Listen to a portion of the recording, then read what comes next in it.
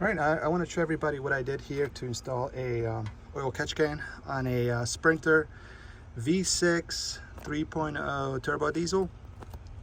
This oil catch can I got off Amazon for about $40. It is a knockoff. I think the original design out there is selling about $300-400.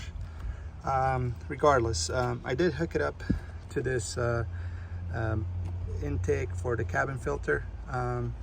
The odd thing is these inlets and outlets on this catch can are about an inch on the outer diameter, while my hose that I need to tap into, which is the PCV valve, is about less than 3/4, about 7/8 of an inch. So I'll show you kind of what I had to do.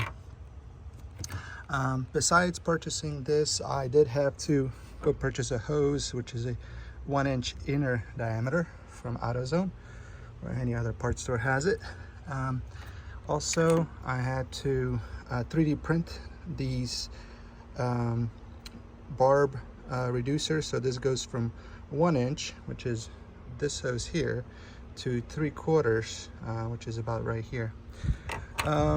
Anyways, the way I did is I splice the PCV, which goes from the top of the, I believe, the valve cover into the turbo inlet housing.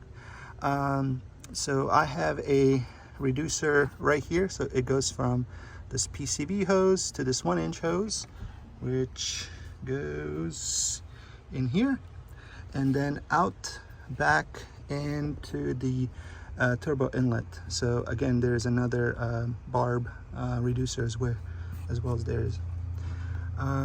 So there is a drain. I have not completed this part yet. There is a drain down here. I will hook up a hose.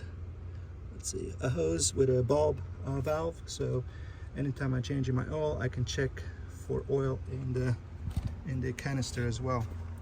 I hope that helped. Good luck.